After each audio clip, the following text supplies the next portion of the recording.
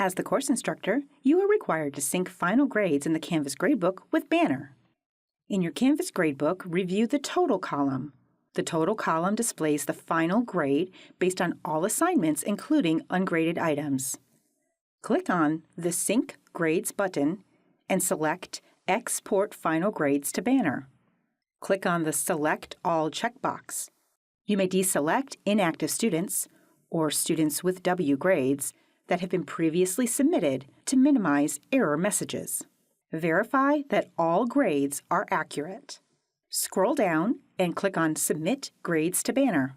Review any error messages and make the necessary changes. Click on Download Report if you would like to retain a PDF for your records.